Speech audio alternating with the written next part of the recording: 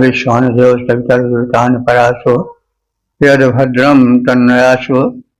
ओम भद्रम कर्णेभिः शृणुयाम देवा भद्रम पश्येमाक्षभिर्यजत्राः स्थिरैरङ्गैस्तु श्वासस्तनुर्भिः व्यसेमहि देवहितमदायुः।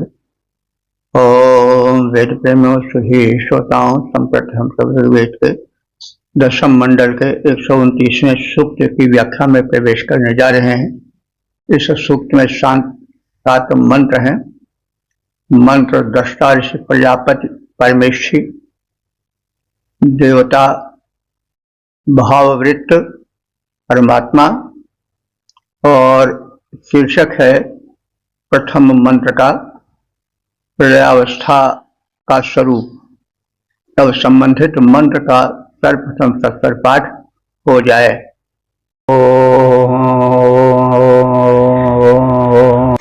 न सदासेन्न सदा आसेत् तदानीं नासेद्वचो नाभ्याम परोजत किमा परे बह्कुह कस्य शर्मन्नं भक्तिमा आसेत् गहनं गभीरम्। यह 129वां सूक्त नासदीय सूक्त कहा जाता है। भाव में तो यह सृष्टि रचना संबंधी सूक्त है, लेकिन नासदीय क्यों नाम पड़ा, प्रथम इसको जान लें। तो इस सूक्त के प्रथम मंत्र का प्रारंभ हुआ है ना सदासी न सदासी। तो न सदा न सदा, तो इस न सदा शब्द के आधार पर नासदीय नाम रख दिया गया इस सूक्त का। वैसे न धन असत से नासत होता है, तो उस प्रलय काल में असत यानी जो अज्ञान का तत्व है, असत तत्व है, वो भी नहीं था, न सत तत्व था। तो न सदासीन नो सदासी, इस आधार पर न सदा शब्द को लेकर के इस सूक्त का नाम नासदीय सूक्त रख दिया गया। अब इसके जो देवता हैं वो भाववृत्त हैं। भाववृत्त का तात्पर्य समझना चाहिए। भाव का अर्थ होता है, भू धातु से भाव बना है, जिसमें सब कुछ हो या जिससे सब कुछ उत्पन्न हो। भू धातु है भवति, तो उसी से भाव बना है। तो जिससे भाव हो यानी उत्पत्ति हो, और वृत्त माने घेरा, यानी समग्र उत्पत्तियों का जो घेरा है, यानी जिस पर आधारित समस्त सृष्टि की जो समस्त वस्तुएं हैं जड़ चेतन रूप में, वो सब जिसके वृत्त में आती हों, जिसके घेरे में आती हों, वह शक्ति कौन है? परम शक्ति, पर ब्रह्म परमात्मा। तो वही भाववृत्त इसका देवता है, यानी उसी के विषय में कहा गया है। तो इस प्रथम मंत्र में सृष्टि होने के पहले जब प्रलय काल था, उसके स्वरूप का कथन किया गया है। उस समय क्या था? यह जो हम रंग बिरंगा संसार भिन्न नाम रूपों वाला देख रहे हैं, सूक्ष्म और स्थूल रूप वाला संसार, यह एक समय ऐसा था जबकि शून्य में समाया हुआ था, कुछ नहीं था। न जल था, न थल था, न लोक था, न परलोक था, न वायु थी, न अग्नि था, कुछ नहीं था। अभावात्मक स्थिति, शून्यावस्था थी। और लेकिन कहीं न कहीं सब कुछ था अवश्य। तो स्थान, वह केंद्र जहां सूक्ष्म रूप से सब स्थित था अदृश्य रूप में, वह तत्व परमात्म तत्व था, पर ब्रह्म तत्व था। तो परम ब्रह्म तत्व में समग्र चराचर सृष्टि दृश्य अदृश्य जो कुछ है वो समाया हो, तो उसी स्थिति का वर्णन है। यह प्रलय काल का वर्णन है। सृष्टि होती है, फिर सृष्टि समाप्त हो जाती है। जैसे कोई खिलौना बनाए और खिलौना मिटा दे, रचना करे, रचना मिटा दे, घर बनाए, घर गिरा दे, फिर नया बनावे, नया सृजन हो। तो यह परमात्मा की क्रीड़ा है, खेल है, और यह खेल बड़ा विस्तृत है। वो परमात्मा या परम शक्ति अपने में समेटी हुई समस्त सृष्टि को समय पाकर प्रकट करता है। वही सृष्टि का रूप हुआ, और फिर प्रलय का रूप आता है, फिर उसी में समा जाती है, फिर सृष्टि होती है। तो यह जो रचना और संहार का, सृष्टि और प्रलय का खेल है, इसको खेलने वाला वो परब्रह्म है। यह संसार या यह विश्व की क्रीड़ा स्थली है। इस प्रलयावस्था का चित्रण किया जा रहा है। तो प्रलयावस्था में सारा संसार उस परम शक्ति परमात्मा में सूक्ष्म रूप से समाया था, लेकिन स्थिति क्या थी? शून्यावस्था थी। और उसको कहने के लिए कहा जा रहा है उस तदानीम, यानी उस समय सृष्टि की उत्पत्ति के पूर्व न असत आसीत, ना तो असत तत्व था। असत कहते हैं जो न हो, अज्ञान। जैसे शशक माने खरगोश के सींग नहीं होती है, और फिर वो नहीं होगी, एक यह सिद्धांत है। तो असत है। एक यह भी स्थिति है कि जो नहीं है वो नहीं है, और जो है वो है। तो असत और सत यही है। गीता में भी यह बात कही गई है कि ना सतो विद्यते भावः, ना भावो विद्यते सतः। जो असत है वो कभी हो नहीं सकता, भाव माने होना। तो जो असत है, ना सतः विद्यते भाव, असत का भाव माने होना कभी हो नहीं सकता है, और जो सत है उसका कभी अभाव नहीं हो सकता है। तो जैसे असत क्या है? खरगोश की न सींग थी, न है न होगी। बालू में न तेल था, न है न होगा। तो यह असत है। और सत्य क्या है? जो है वह रहेगा, भले वह विद्यमान दृश्यमान हो या न हो। जैसे आत्मा है, शरीर है, मनुष्य है, तो ऊपर से देखने में है, लेकिन एक समय ऐसा आता है जब कह दिया जाता है कि वो नहीं है।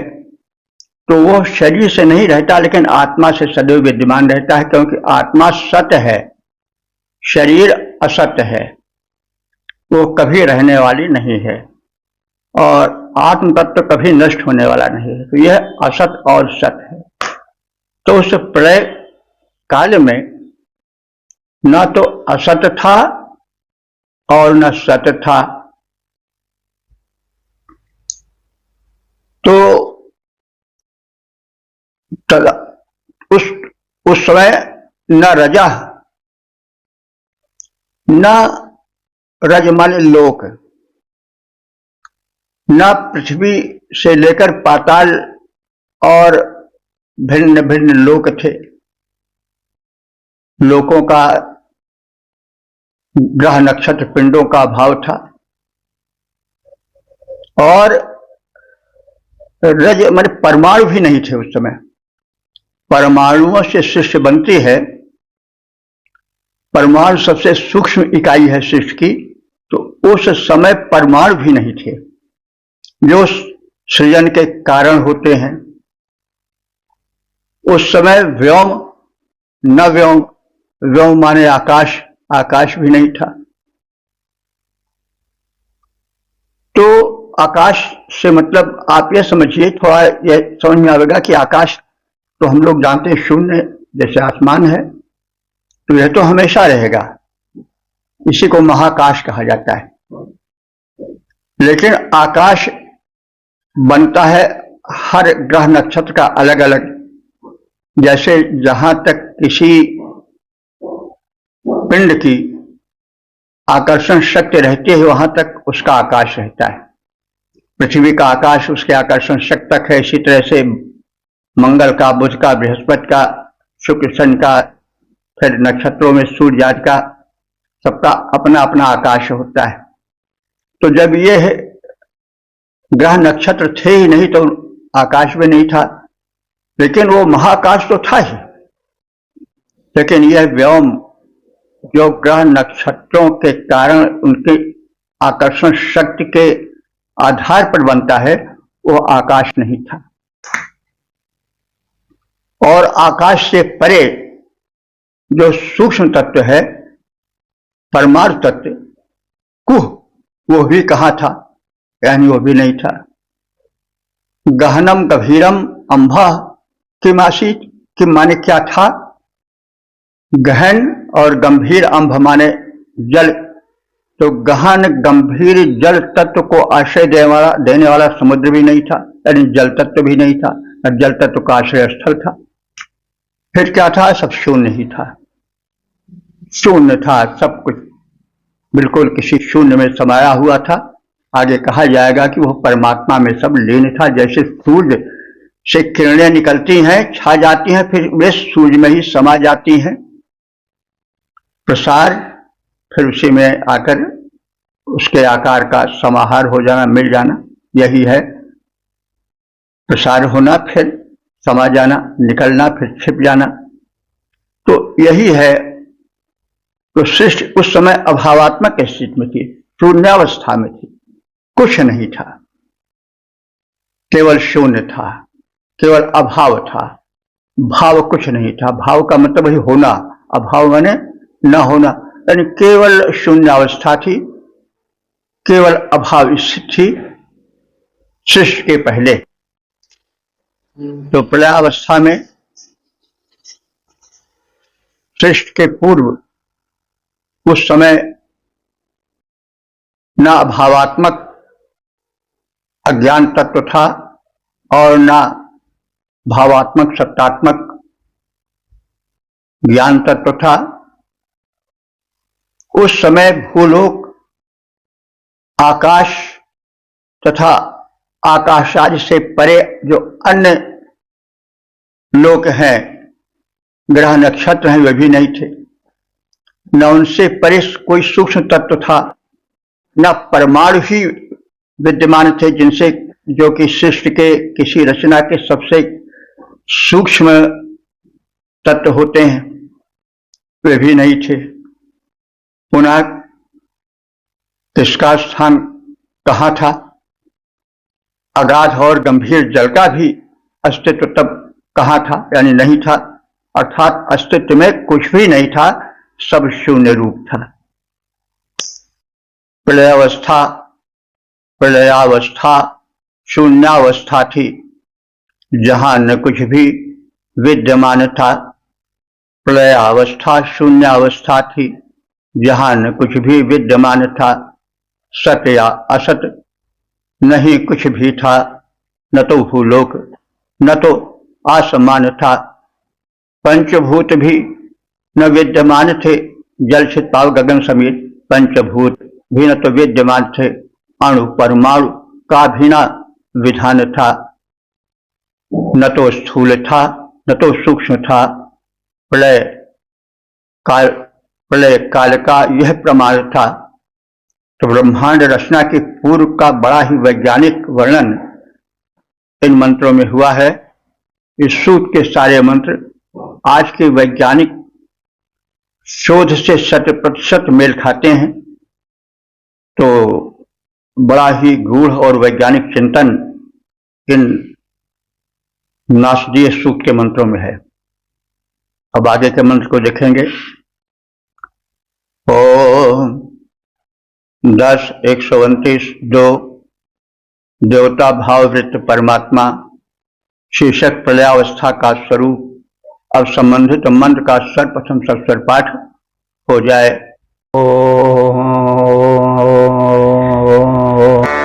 न मृत्युरासेदमृदन्नदर्हिनरात्र्या अन्ध आसेत् प्रकेतः आनेदवातम् स्वधजातदेकम् तस्माद्धान्यन्न परः किञ्चनासा।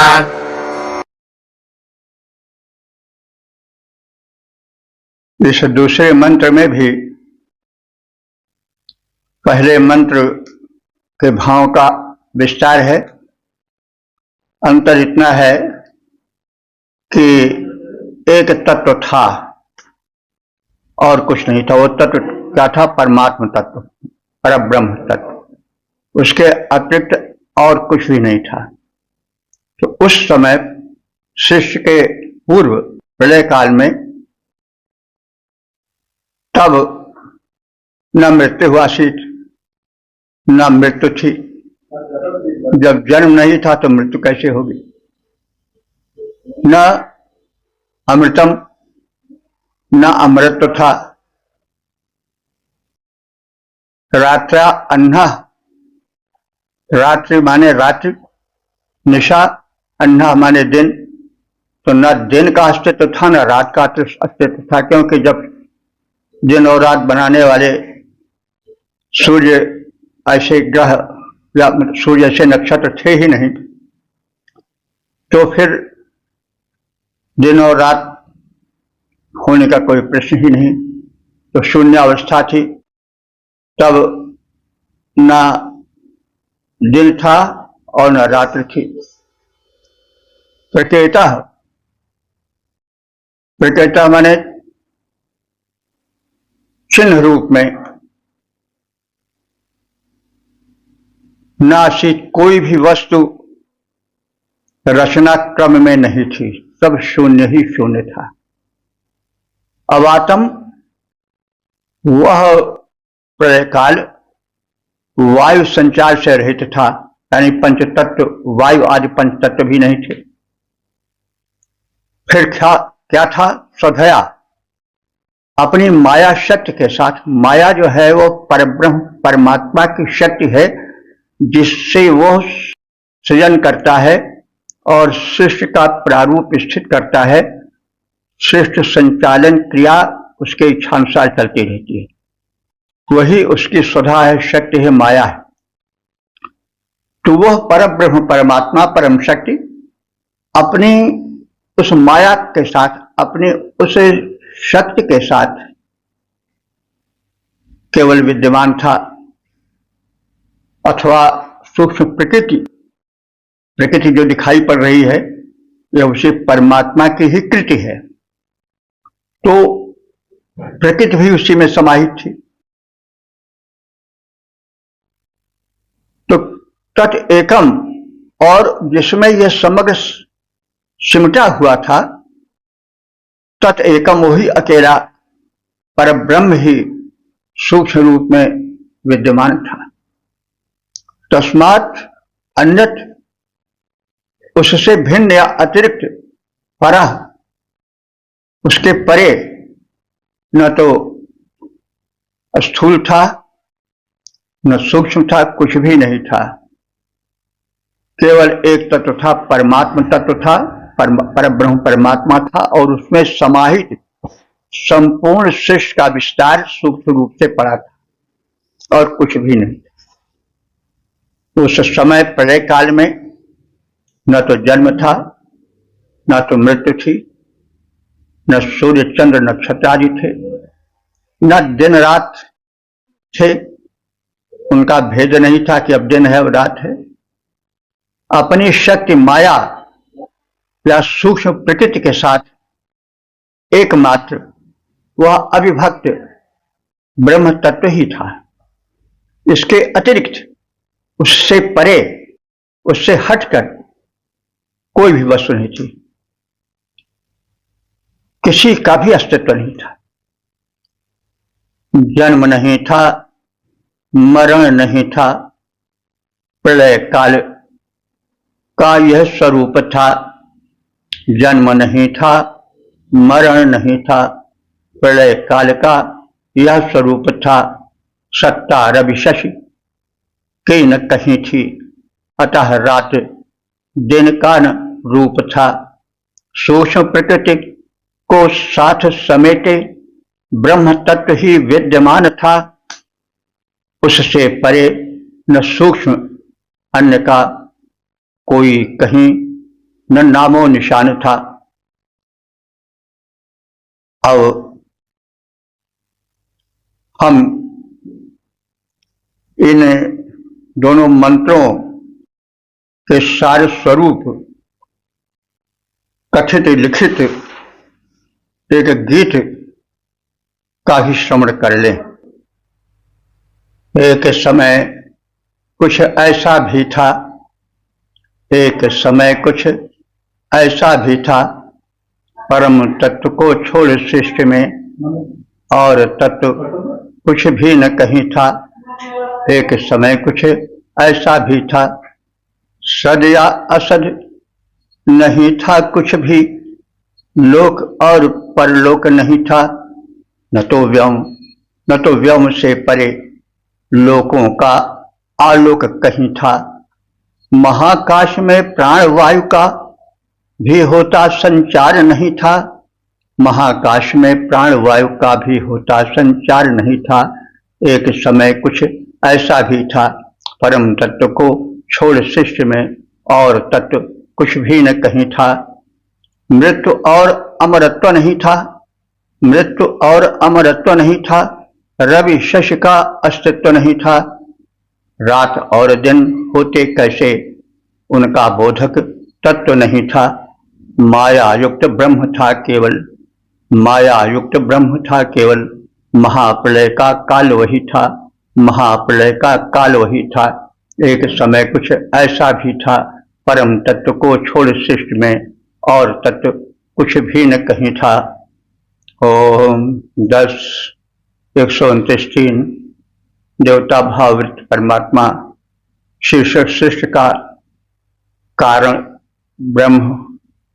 अब संबंधित मंत्र का सर्वप्रथम सस्वर पाठ हो जाए। तम आसीत् तमसा गोढमग्रे प्रकेतम् सलिलम् सर्वमा इदम् तुच्छेनाभ्यभिहितम् यदासीत् तमसस्तन्महिना जायतैकम्। इस तीसरे मंत्र में प्रलयकालीन अंधकार के मध्य शिष्य के अंकुरण की झलक है।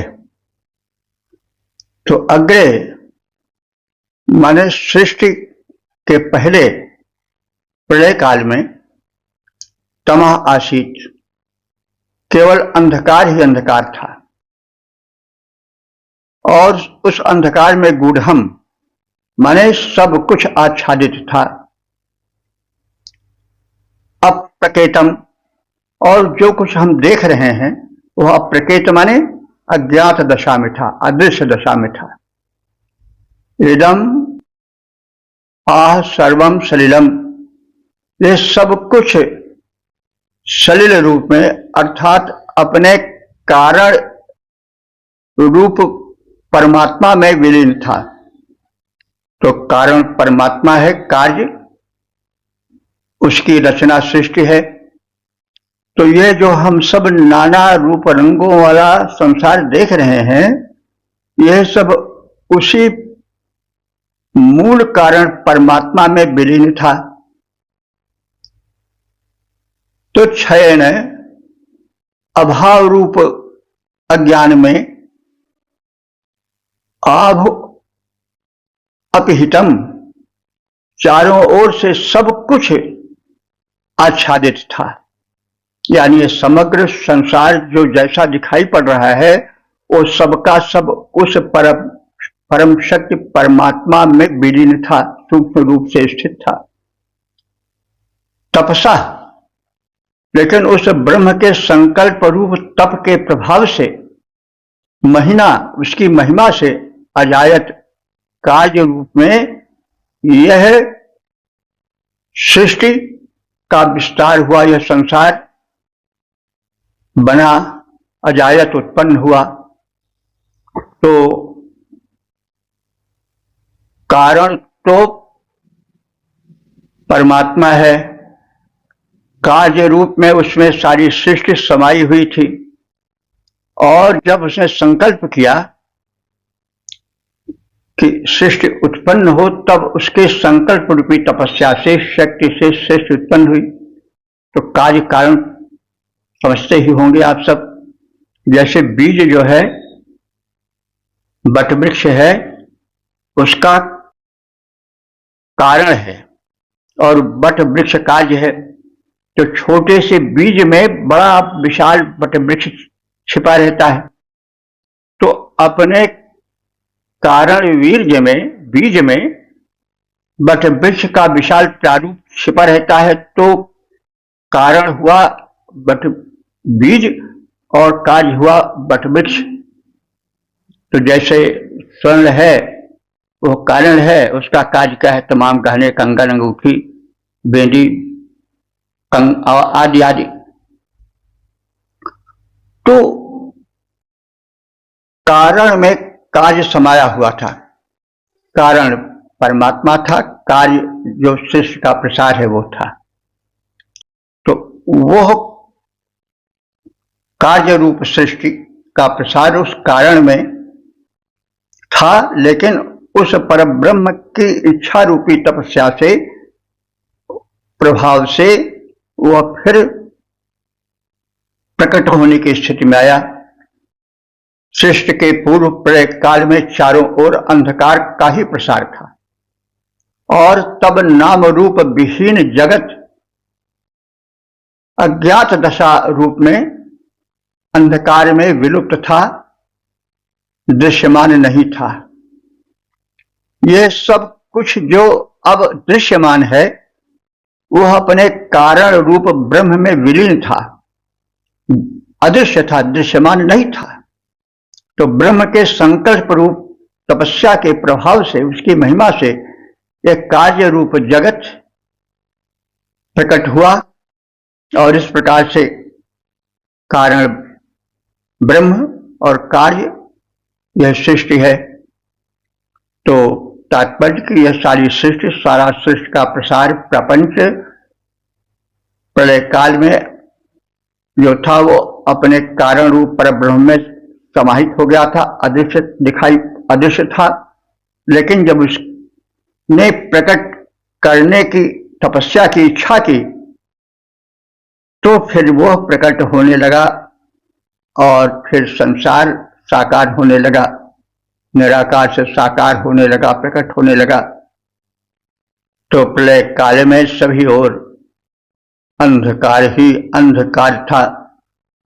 प्रलय काल में सभी ओर बस अंधकार ही अंधकार था। कारण रूप उस ब्रह्म में निहित लुप्त प्राय जग निराकार था। ईश्वर के संकल्प रूप तप के प्रभाव का चमत्कार था। निराकार साकार हो गया, निराकार साकार हो गया, नाम रूप जग का प्रसार था। अब इसी भाव को एक गीत के माध्यम से भी देखें। सृष्टि न थी जब प्रलय काल था, अंधकार ही अंधकार था। सृष्टि न थी जब प्रलय काल था, अंधकार ही अंधकार था। अंधकार को भी कह सकते माया का ही वह विकार था। सूक्ष्म रूप में लीन पड़ी थी उसी बीच रचना सारी। सूक्ष्म रूप में लीन पड़ी थी उसी बीच रचना सारी। पूर्ण रूप से अपप्रकटित थी, निगले माया अंधियारी। पूर्ण रूप से अप्रकटित थी वह, निगले माया अंधियारी। इस प्रकार अदृश्य सृष्टि थी, इस प्रकार अदृश्य सृष्टि थी। प्रकट न हो पाया प्रसार था। सृष्टि न थी जब प्रलय काल था, अंधकार ही अंधकार था। कर्ता कर्म न पृथक हुए थे, कर्ता कर्म न पृथक हुए थे।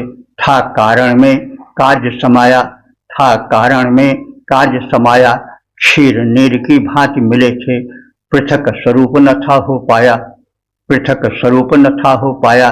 इस कारण से भिन्न नाम रूपों का हो न सका प्रसार था, इस कारण से भिन्न नाम रूपों का हो न सका प्रसार था। शेष न थी जब प्रलय काल था, अंधकार ही अंधकार था, अंधकार को भी कह सकते, माया का ही वह विकार था। उस अदृश्य अविनाशी ने तब तप द्वारा अवतार लिया, माया में विलीन रचना को एक पृथक आकार दिया, माया में विलीन रचना को एक पृथक आकार दिया। हुआ सृष्टि व्यापार जगत में, हुआ सृष्टि व्यापार जगत में, सृष्टा द्वारा इस प्रकार था, सृष्टा द्वारा इस प्रकार था। सृष्टि न थी जब प्रलय काल था, अंधकार ही अंधकार था, अंधकार को भी कह सकते, माया का ही वह विकार था। ओम 10:129 देवता भाववृत्त शीर्षक सृष्टि का कारण ब्रह्म और संबंधित मंत्र का सर्वप्रथम सस्वर पाठ हो जाए। कामस्तदग्रे समवर्तताधिमनसो रेतः प्रथमम् यदासीत् सतो बन्धुमसति निरविन्दन् हृदि प्रदेश्या कवचो मनीषा। इस चौथे मंत्र में यह प्रकट किया गया है कि वह सृष्टि जो प्रथम सूक्ष्म रूप से परब्रह्म परमात्मा में विलीन थी, तो उसके प्रकट होने का कारण परमात्मा की इच्छा हुई। तो जैसे बीज बपन होता है तो उसके बाद अंकुरण होता है, फिर उस अंकुरण का विस्तार होता है, वैसे ही परब्रह्म परमात्मा की इच्छा ही बीज रूप में हुई। यानी उसकी वही इच्छा जो है वह इस संसार के प्रकट होकर विकास प्रचार प्रसार का कारण बनी। तो कामना या ईश्वर की इच्छा कि मैं एको हम बहुत श्याम, एक हूँ और बहुत हो जाऊं, यही जो है बीज है। और इसी विचार के कारण सूक्ष्म सृष्टि का स्थूल रूप में प्रकटीकरण हुआ, विस्तार होने लगा, नाना रूप रंगों वाली सृष्टि दृष्टिगत होने लगी। तो तत् अग्रे, तो सबसे पहले कामा सम अवर्तत, परमात्मा में कामना हुई, इच्छा हुई कि सृष्टि हो। तो मनसा आदि, तो उसने जब यह मानसिक विचार किया तो वही मानसिक विचार सृष्टि हो जाए, इसकी जो इसकी इच्छा थी वही प्रथमम रेता, पहला वीर्य कारण बना, बीज रूप हुआ। जैसे किसी वस्तु के उत्पन्न होने का कारण बीज होता है, तो सृष्टि जो परमात्मा में सूक्ष्म रूप से समाई थी, परमात्मा की इच्छा ही बीज बनी, जिससे सृष्टि का अंकुरण हुआ और फिर विस्तार हुआ। तो बंधुम, और इस सृष्टि के विकास में जो जगह जगह पर विराम हुआ, वो सब उसी परमात्मा की इच्छा के कारण हुआ। और इस तथ्य को कवया हमारे क्रांतदर्शी विद्वान ज्ञानी ऋषियों ने, उनकी मनीषा माने बुद्धि ने खोज निकाला। यानी यह तो बड़ा ही सूक्ष्म विषय था, और इस सृष्टि के रचना के रहस्य को, सूक्ष्म से स्थूल होने की बात को कैसे ऋषियों ने जाना, यह उनकी तपस्या से परिपूरित दूरदर्शी सूक्ष्मदर्शी दृष्टि का परिणाम था। ऋषियों ने यह कारण खोज निकाला कि उस परब्रह्म की जो इच्छा थी वही सृष्टि में उत्पन्न होने के बीज रूप में प्रकट हुई। यानी जैसे वृक्ष का कारण बीज, वैसे सृष्टि की उत्पत्ति का कारण ब्रह्म की इच्छा हुई। एको हम बहुत श्याम कहा गया है कि परमात्मा ने सोचा कि मैं एक हूँ, अब अनेक रूप में प्रकट हो जाऊं। तो सृष्टि अनेक रूप में प्रकट होने लगी और उसकी जो ये इच्छा है, कामना है, वही बीज बनी, मूल कारण बनी। तो सर्वप्रथम परमात्मा में सृष्टि रचना की कामना हुई। यही कामना जगदुत्पत्ति के बीज रूप में कारण बनी। अस्तित्व रूप में विद्यमान किंतु अदृश्य जगत को क्रांतिदर्शी ऋषियों ने अपनी सूझबूझ से जाना और निराकार ब्रह्म से साकार सृष्टि होने के तथ्य को खोज निकाला। तो ऋषियों का अन्वेषण है और उस अन्वेषण ने यह तथ्य प्रकट किया जो आज सबके समक्ष प्रकट हो रहा है। परमात्मा में सृष्टि सृजन की प्रथम कामना हो आई। परमात्मा में सृष्टि सृजन की प्रथम कामना हो आई। यही कामना सृष्टि की बीज रूप होकर छाई। उस अदृश्य ईश्वर सत्ता से दृश्य जगत पाया आकार। इस प्रकार ठहराया ऋषियों ने रहस्यमय सृष्टि विचार। 10:129-5 देवता भाववृत्त। शीर्षक भोग्या और भोक्ता। अब संबंधित मंत्र का सर्वप्रथम सस्वर पाठ हो जाए।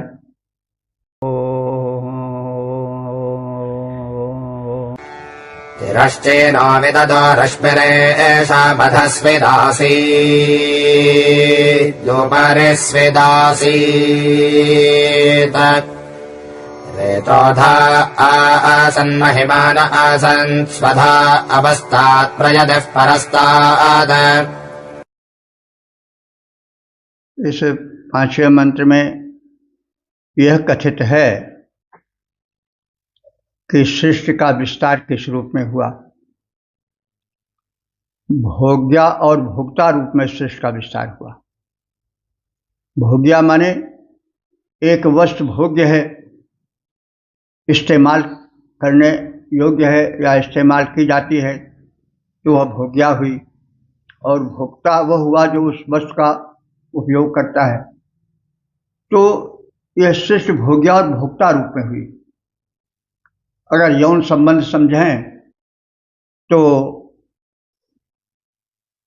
पुरुष और स्त्री भोग्या भोक्ता रूप में हुए। स्त्री भोग्या हुई, पुरुष भोक्ता हुआ और उससे आगे सृष्टि चली। और भी समझें तो अन्न जो है वो भोग्य है और जो बीज वपन करने वाला है, कृषक आदि, वो सब भोक्ता हुआ। तो एक वस्तु बनी तो वो दूसरे के विकास के लिए बनी। बीज जब अंकुरित होकर वृक्ष का रूप लेता है तो उस अंकुरण का प्रयोजन होता है संबंधित प्राणियों के आहार की व्यवस्था हो, उनका प्रयोजन सिद्ध हो। तो यह कार्य कारण रूप है, भोग्या और भोक्ता रूप है। इस रूप में सृष्टि का विकास होने लगा। तरह तरह के बीज होने लगे, बीज को बोने वाले हो गए, फसल हुई, फसल के उपजाने वाले हो गए, खाने वाले हो गए और खाने के लिए सामग्री बनाने वाले हो गए। तो यह विकास का क्रम चला। इसीलिए भूख का अपना महत्व है। अगर भूख न बनाते वह परमात्मा तो फिर कोई क्यों बीज बोता, क्यों कोई श्रम करता, बस अपना सब पड़े रहता। क्या जरूरत थी, कोई उद्यम होता ही नहीं। इसी प्रकार से जो क्रम सृष्टि का है वो बड़ा ही स्वाभाविक है, सब भोग्या भोक्ता रूप में है, कार्य कारण रूप में बंधा हुआ है। तो एक वस्तु बनी, वनस्पति है, वो उत्पन्न हुई, उसको खाने वाले शाकाहारी जीव हुए, फिर मांसाहारी जीव हुए। अगर मांसाहारी न होते तो शाकाहारी इतने बढ़ जाते कि उन्हीं से दुनिया भर जाती, फिर चलना मुश्किल हो जाता। तो सुनने में तो कुछ अटपटा लग रहा है कि तो हिंसा हो रही है, लेकिन वास्तव में वो भी एक प्रारूप है। हो सकता है इन्हीं के विचारों के आधार पर बाद में बलि प्रथा चली हो, हालांकि वह यानी कोई चीज जब अति हो जाती है तो वो विकार का रूप ले लेती है।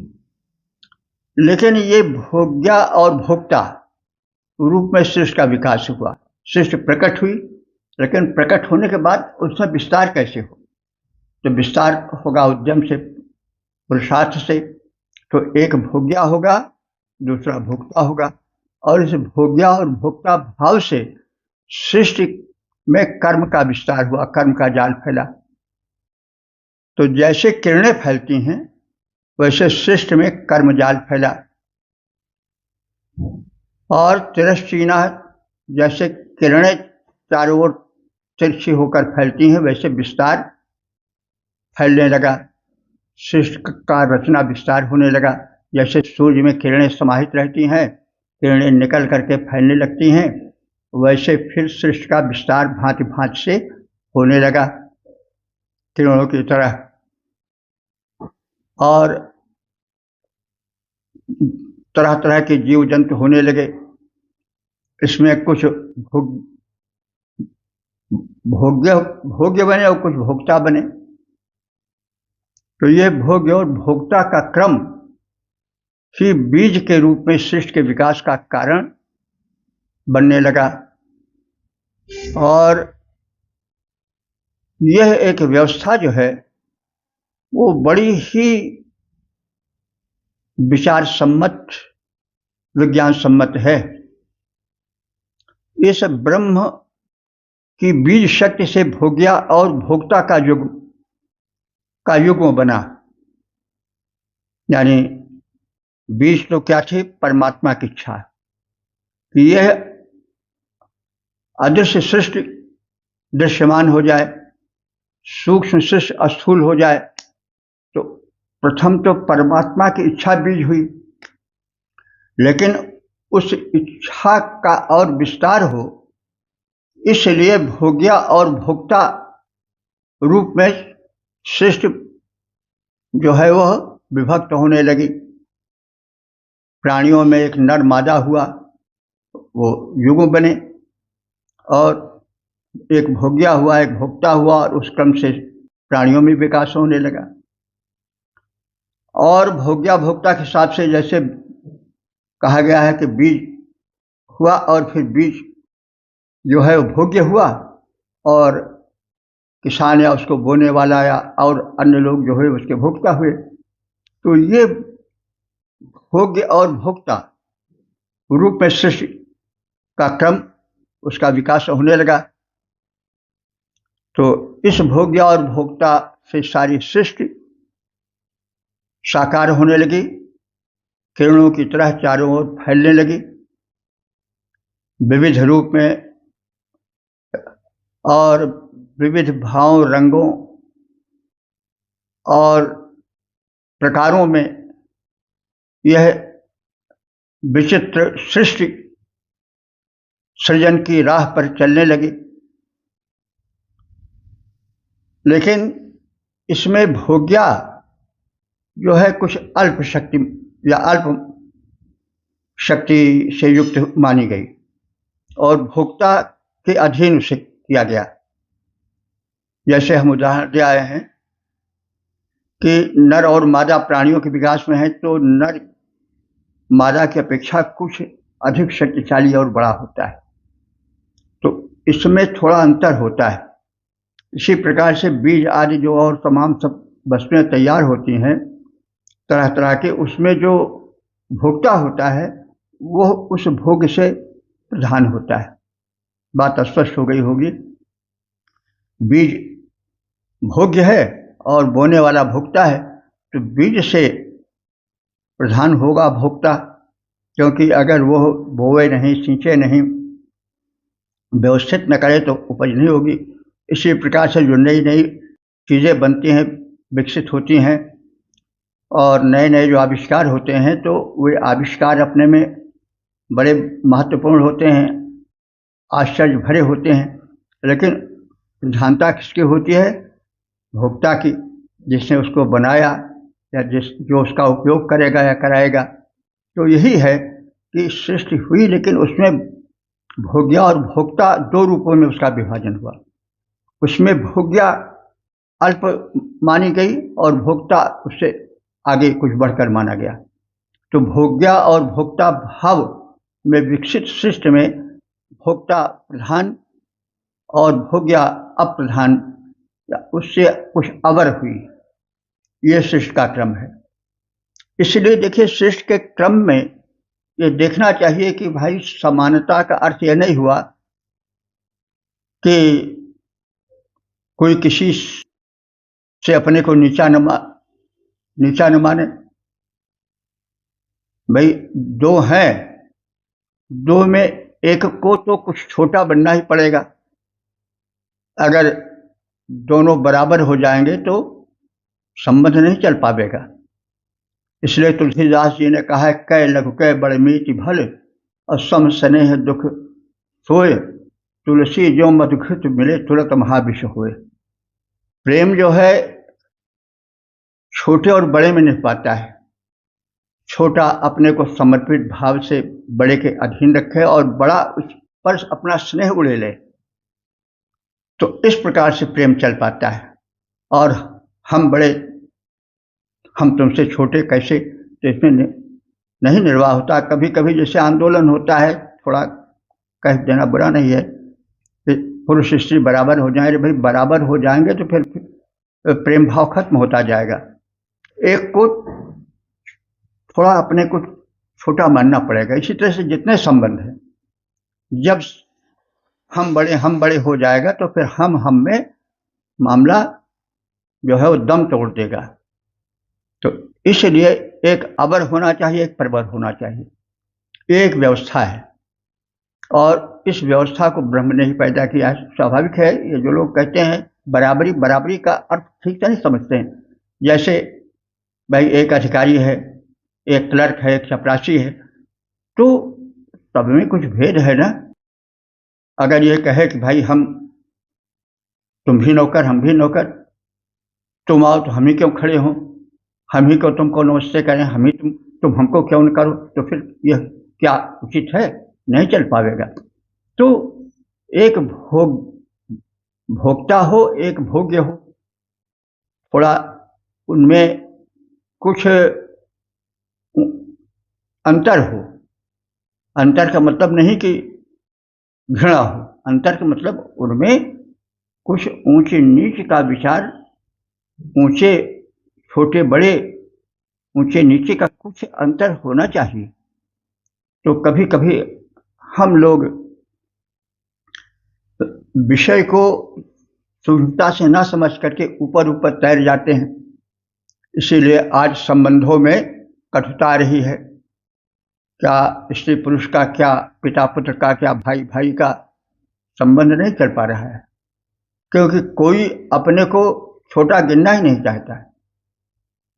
तो फिर जब सब बराबरे हो जाएंगे तो फिर कैसे काम चलेगा? अरे भाई, एक ईंट को तो नींव में रहना ही पड़ेगा, और फिर शीर्ष पर जाने वाले में अगर ये सोचे कि हम ही क्यों नींव में बने, तुम क्यों, तो फिर मकान तब तो बन गया, यानी बन क्या पावेगा। तो इसलिए इस भोग्या और भोक्ता भाव के मर्म को समझना चाहिए। तो भोग्या कुछ अवर है और भोक्ता कुछ प्रवर है, और यह भाव घृणा सूचक नहीं, वरन एक सामाजिक व्यवस्था के संचालन हेतु आवश्यक है। यह समझना चाहिए। इसलिए प्रत्येक भाव को ठीक से चलना चाहिए। अब हम नारी हैं तो हम पुरुष से कम थोड़े हैं, तब फिर प्रेम खत्म हो गया। हम पुत्र हैं तो पिता से का हम क्यों आदर करें, फिर खत्म हो गया संबंध। भाई हैं तो हम क्यों। तो यह जो अहम है, जो बराबरी या लेकर चलने वाला है, तो बराबरी में प्रेम कभी नहीं निभ पाता। एक को छोटा, एक को बड़ा बनना ही पड़ेगा। एक ईंट को नीचे, दूसरे को ऊपर रहने ही पड़ेगी, तभी मकान बन पावेगा। तो ब्रह्म की जो व्यवस्था है, परमात्मा की जो व्यवस्था है, वो यह है कि भोग्या और भोक्ता रूप में है, और भोग्या से भोक्ता कुछ प्रबर है, आगे है। यह व्यवस्था उसकी है। और इस व्यवस्था के मर्म को समझ करके सामाजिक व्यवस्था का संचालन होना चाहिए। तो कितनी पते की बात कही गई है, इसके मर्म को समझना आवश्यक है। भोग्या भोक्ता प्रकृति पुरुष में सकल सृजन विस्तार हुआ। भोग्या भोक्ता प्रकृति पुरुष में सकल सृजन विस्तार हुआ। फैला चारों ओर किरण जो व्यापक परम प्रसार हुआ। भोक्ता पुरुष भोग्य प्रकृति से प्रबर रूप में मान्य हुआ। भोक्ता पुरुष भोग्या प्रकृति से प्रबर रूप में मान्य हुआ। सृष्टि प्रसार मध्य उसका ही सर्वोपरि सर्वाधिक प्राधान्य हुआ। ओम 10:129 देवता भाववृत्त शीर्षक उत्पत्ति विषयक गूढ़ता। अब संबंधित मंत्र का सर्वप्रथम सस्वर पाठ हो जाए।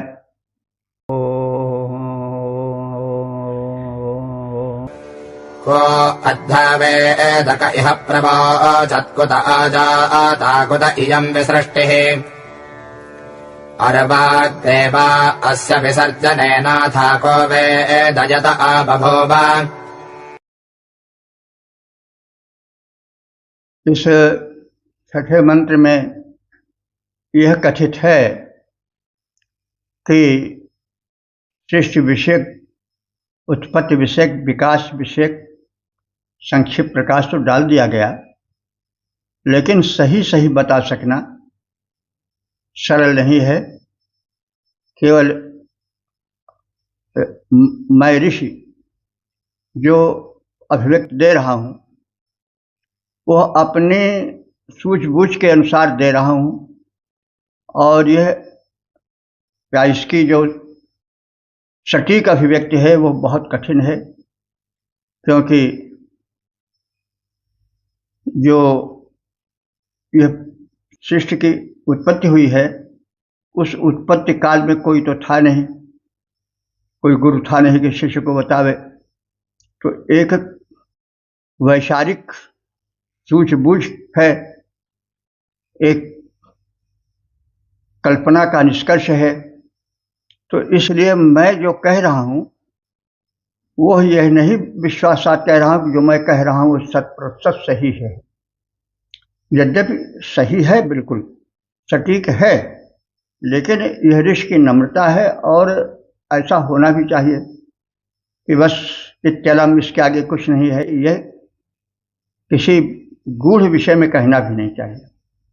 वही बात कही जा रही है कि कह माने कौन है ऐसा जो इस भोग्या भोक्ता या प्रकृति पुरुष वाली सृष्टि की उत्पत्ति कहाँ से हुई, कैसे हुई, इसका उपादान कारण कौन है, निमित्त कारण कौन है, इसका वास्तविक स्वरूप क्या है, इसे वास्तव में कौन बतावे, कौन जाने। क्योंकि विद्वान लोग जो प्रकाश डाल रहे हैं, जो विचार प्रस्तुत कर रहे हैं, वो तो उनकी एक सूझबूझ है, लेकिन यह इतना गूढ़ और इतना प्राचीन है, पुरातन है, जिसका कोई दृष्टा ही नहीं है। तो फिर यह दावा करना कि जो हम कह रहे हैं वो बिल्कुल ठीक है, उचित नहीं है।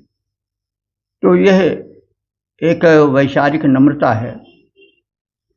वैसे जो कह रहा है वो ठीक ही तो समझ पड़ रहा है, लेकिन एक उक्ति है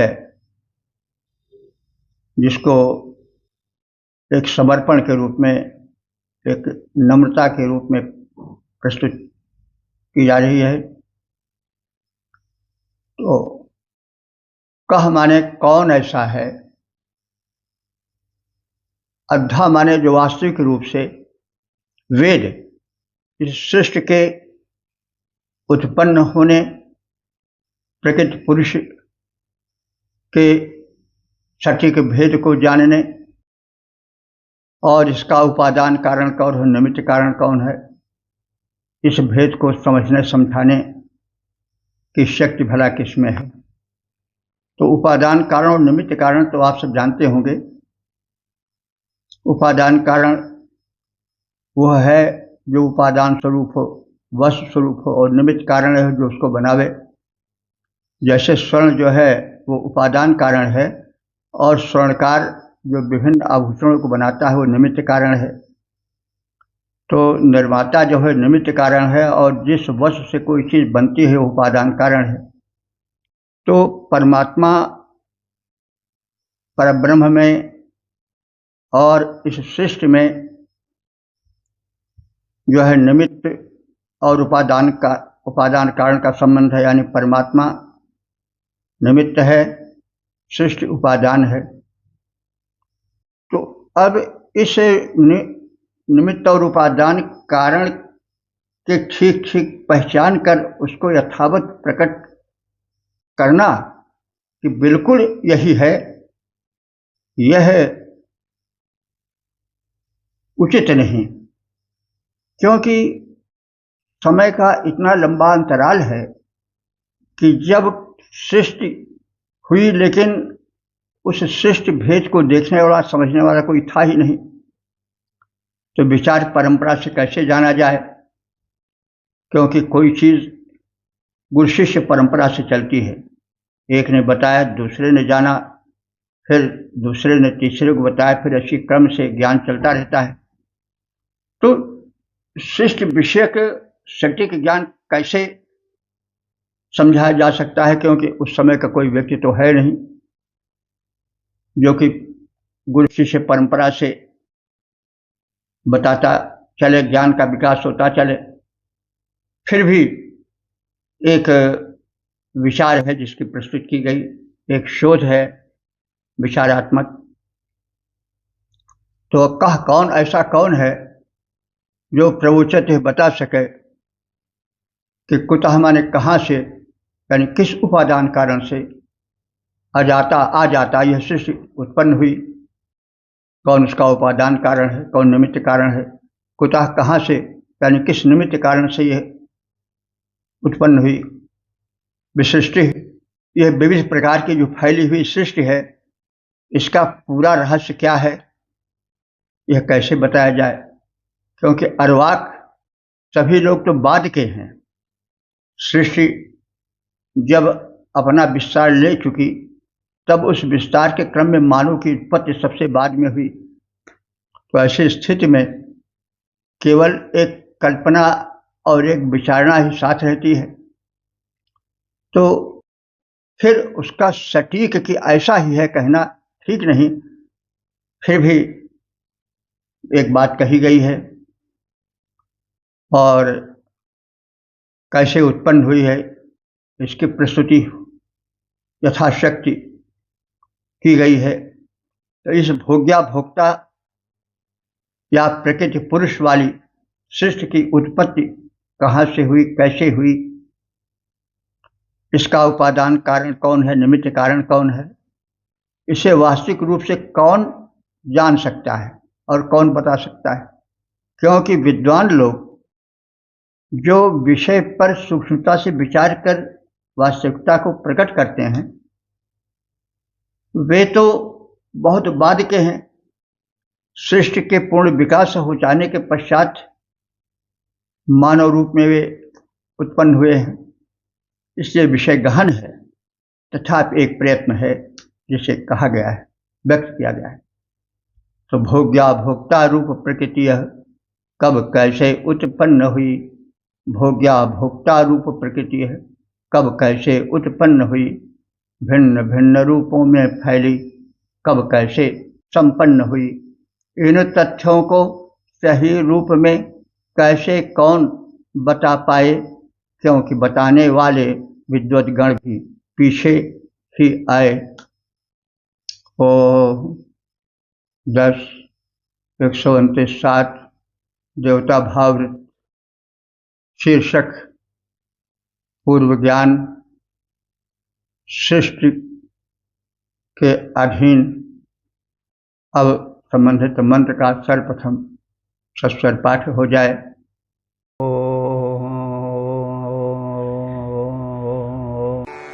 इयं विसृष्टिर्यत आबभूव यदि वा दधे यदि वा न, यो अस्याध्यक्षः परमेभ्योऽमन्थो अङ्गवेद यदि वा न वेद।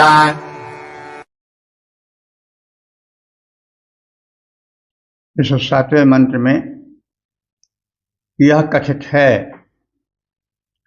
कि सृष्टि उत्पत्ति विषयक विचारणा बड़ी गूढ़ है।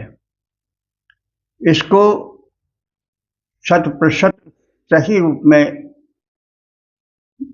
मनुष्य नहीं बता सकता है। इसको वही बता सकता है जिसने बनाया है, जो परम व्योम में कहीं पर व्याप्त होगा, कहीं पर स्थित होगा। तो इयम विसृष्टि, यह विविध रूपों वाली सृष्टि जिसे हम देख रहे हैं, यतः आबभूव, जिस शक्ति से, जिस परमात्मा से उत्पन्न हुई है, वो किस रूप में कैसे उत्पन्न हुई है, इसका सटीक कथन तो मनुष्य कहे कि हम 100% सही कह सकेंगे तो ठीक नहीं है। तो इसका सही कथन करता ज्ञाता तो अंग, हे प्रिय विद्वद्गण, हे ज्ञानियों, हे जिज्ञासुओं, वही है जो इसको बनाया है, जिसने सृष्टि की रचना की है, यानी जो परब्रह्म परमात्मा है, वही ठीक ठीक यथावत जान सकता है। सह वेद, वही जानने वाला है। यह परमे व्योमन, जो कि परम व्योम में, परम यानी महाकाश में रहता है, जो इस सृष्टि का अध्यक्ष है, स्वामी है, एकमात्र अधिकारी है, वही इसे जान सकता है। तो इस सृष्टि के उत्पन्न होने का कथन, उसके सटीक ज्ञान की प्रस्तुति कठिन है। इसका सटीक कथन, संपूर्ण कथन तो वही कर सकता है जो इसका अध्यक्ष है, जिसने इसे बनाया है, जो परब्रह्म परमात्मा है। संभवतः वही इस सृष्टि की उत्पत्ति के रहस्य को सटीक रूप से यथातथ्य प्रकट कर सकता है, क्योंकि वही जानता है। हम मानव तो केवल अपने ऊहा के आधार पर, विचारणा के आधार पर, अपनी अल्पशक्तिमत्ता के आधार पर व्यक्त कर रहे हैं विचार। तो यह तो नम्रता कही जाएगी। वैसे जो कुछ कहा गया है वो समझ पड़ता है कि ठीक से कहा गया है, सिर्फ विषय विचार। तो जो सृष्टा अध्यक्ष सृष्टि का परब्रह्म जो कहलाता, जो सृष्टा अध्यक्ष सृष्टि का परब्रह्म जो कहलाता, जो धारक पालक करता है, परम पुरुष जाना जाता, संभवतः वही रहस्य सृष्टोत्पत्ति का कह पाए, कैसे कह सकते विद्वान जो रचना के पीछे आए। इस प्रकार से हमने ऋग्वेद के दशम मंडल के 129वें सूक्त के 7 मंत्रों का ज्ञान प्राप्त किया। अब तक के जो मंत्र व्याख्यायित हो चुके हैं उनकी संख्या हो चुकी है 10,246। यह है साक्षात परमात्मा की कृपा है, वेद भगवान की अनुकंपा है। तो यह जो सूक्त है वो शिष्य उत्पत्ति विषयक है। इसे नासदीय सूक्त कहा गया है। नासदीय का कारण बताया जा चुका है। तो क्यों नासदीय कहा जाता है? तो इसमें सृष्टि उत्पत्ति विषयक विचारणा है। सृष्टि के पहले क्या था, सृष्टि कहाँ थी, सृष्टि कैसे होगी, इसका विकास कैसे हुआ, इसके संचालन किस प्रकार से, किस भाव से होना चाहिए, आदि आदि विचार इसमें बताए गए हैं। सृष्टि के पूर्व की अवस्था बताई गई है कि उस समय अंधकार ही अंधकार था, न सत था न असत था, न ज्ञाता था न ज्ञेय था, केवल एक शून्य था। उसी शून्य में सब विलीन थे। न ग्रह थे न नक्षत्र थे, न लोक थे न परलोक थे, न आकाश था न पाताल था। केवल एक सत्ता थी परब्रह्म की। उस परब्रह्म की सत्ता में सारी सृष्टि विलीन पड़ी थी, सोई हुई थी, सूक्ष्म रूप से उसी में व्याप्त थी। बाद में उस परब्रह्म में इच्छा हुई कि एको हम बहुश्याम, मैं अब एक से अनेक हो जाऊं। तो उसकी इच्छा ही सृष्टि उत्पत्ति का बीज बनी। जैसे बीज से वृक्ष होता है वैसे ही उसकी इच्छा ही बीज बनी। नाना रूप रंगों वाली सृष्टि हुई। इस सृष्टि का विस्तार चित्र विचित्र रूप में हुआ। 2 रूप में हुआ, भोग्या और भोक्ता के रूप में। और यह भोग्या और भोक्ता का भाव बड़ा ही वैज्ञानिक और सटीक है, आवश्यक है। थोड़ा अंतर होना चाहिए दोनों में। प्रकृति इसीलिए नर और मादा में थोड़ा भेद रखता है। जितना सबल जो है वह नर होता है शेर, उसके अपेक्षा आकार प्रकार में शेर नहीं होती है। उसी तरह से पुरुष भी देखा जाए तो पुरुष का आकार प्रकार कुछ स्त्री से बड़ा होता है। तो इसी प्रकार से कुछ भेद है भोग्या में और भोक्ता में। तो यह क्रम चलना चाहिए, क्योंकि भोग्या और भोक्ता में अंतर होना चाहिए। भेदभाव जन अंतर नहीं, लेकिन व्यवहार जन अंतर होना चाहिए। क्योंकि अगर सब अपने को मान लेंगे कि मैं ही बड़ा हूँ तो व्यवहार नहीं चल पाएगा। जैसा पहले कहा गया है कि कै लख के बड़े मीत भल सम स्नेह दुख होए। तो एक में एक को थोड़ा समर्पित, अपने को कुछ कम माना चाहिए और दूसरे को उस पर दया दृष्टि रखनी चाहिए, प्रेम भाव रखना चाहिए, स्नेह भाव रखना चाहिए। तो यह प्रकृति की व्यवस्था में उस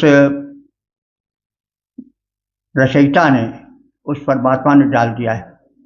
और सब इतना सटीक है कि जो यह कहता है कि कोई इस सृष्टि का निर्माता है ही नहीं, वो हमारे यहाँ नास्तिक कहा गया है और उसको अच्छा नहीं माना गया है भी। क्योंकि यह व्यवस्था बिना व्यवस्थापक के नहीं हो सकती। तो यह सृष्टि रचना विषयक जो सूक्त है 129 संख्यक, इसके समानांतर पुरुष सूक्त है जो ऋग्वेद के 90वें सूक्त के रूप में गेय है। दोनों में सृष्टि की उत्पत्ति के विकास के रहस्य को समझाया गया है। और जो 121वां सूक्त है वह सूक्त भी इस सृष्टि के विकास पर प्रकाश डालता है और इस प्रकार से ऋग्वेद में सृष्टि के उत्पत्ति और विकास का बहुत सुंदर कथन है। हिरण्यगर्भ सूक्त है जो संभवतः ऋग्वेद के का 121वां सूक्त है जहाँ तक, उसमें भी हिरण्यगर्भ प्रजापति के रूप में सृष्टि के विकास की झलक है। पुरुष सूक्त और नासदीय सूक्त एक दूसरे से मिलते जुलते हैं। नासदीय के विषय में कहा गया है कि नासीद अनासीद यानी सूक्त का प्रारंभ नासीद शब्द से हुआ है, इसलिए उसी का आधार पर इसको नासदीय नाम दे दिया गया। ना असत से नासद यानी उस समय न असत था न सत था, यानी एक शून्यावस्था थी, तो नासदीय इसी सूक्त के प्रारंभिक पहले मंत्र के प्रारंभिक शब्द से उसी के आधार पर गढ़ा गया है। तो नासदीय सूक्त जो है सृष्टि रचना संबंधी सूक्त है। इसमें सृष्टि रचना का बड़ा वैज्ञानिक विकास हुआ है। विचार जो प्रकट किया गया हो बड़ा ठोस विचार है। आज का विज्ञान जो विचार व्यक्त कर रहा है कि सृष्टि कैसे बनी, वह बिल्कुल ऋग्वेद के इन दो सूक्तों पुरुष सूक्त और इस नासदीय सूक्त से मिलता जुलता है। हिरण्यगर्भ सूक्त भी इस क्रम में देखा जा सकता है। तो इस प्रकार से 90वां सूक्त, 121वां सूक्त और 129वां सूक्त सृष्टि उत्पत्ति और विकास से संबंधित सूक्त हैं और बड़े महत्व के हैं। इसमें वैज्ञानिक विकास की जो प्रारूप या जो रेखा खींची गई है वो बड़ी ही वैज्ञानिक है, चिंतन और सटीक चिंतन स्वरूप है। तो हम वेद की महत्ता को उसके वैज्ञानिक चिंतन में भी देख सकते हैं। वेद में केवल पूजा पाठ ही नहीं है, वरन उसमें सृष्टि के प्रत्येक क्षेत्र को स्पर्श किया गया है। तन के, मन के, जीवन के विकास के प्रत्येक कोण को, प्रत्येक अंश को स्पर्श किया गया है। साथ ही साथ वैज्ञानिक विचारणा भी प्रस्तुत की गई है। इसलिए वेदाध्ययन एक संपूर्ण ज्ञान की पिटारी के रूप में द्रष्टव्य है। ये तो अभी ऋग्वेद चल रहा है, इसके बाद फिर और जो 3 वेद हैं वो हैं। सब मिला करके वेद का ज्ञान कितना विस्तृत है, कितना सटीक है, कितना मानवोपयोगी है, जब इसका अध्ययन हो जाएगा, जान लिया जाएगा, तो फिर इसकी महत्ता समझ आएगी। क्योंकि जाने बिनु न हुई प्रतीति, और बिन प्रतीति हुई नहीं प्रीति। जब तक हम किसी चीज को जानते नहीं हैं, उसके वजन को पहचानते नहीं हैं, तब तक विश्वास नहीं होता है, और जब तक विश्वास नहीं होता है, प्रतीति नहीं होती, तब तक प्रीति भी नहीं होती है। तो इसलिए वेद के ज्ञान के प्रति प्रतीति हो, जिज्ञासा हो, तब प्रीति हो पावेगी और इसका परिणाम बड़ा सकारात्मक होगा। मनुष्य तन मन से सुलझ जाएगा। शारीरिक समस्या, मानसिक समस्या, सबका सुलझाव वेदों में है। इसलिए पुनः पुनः निवेदन है कि वेदाध्ययन की ओर ध्यान दिया जाए, सुनाया जाए। मैं थोड़ा प्रयत्न कर रहा हूँ और अधिक प्रयत्न हो। मुझे तभी संतोष होगा। और इस निवेदन के साथ ओम सर्वे भवन्तु सुखिनः, सर्वे सन्तु निरामयाः, सर्वे भद्राणि पश्यन्तु, मां कश्चित् दुःख भाग् भवेत्।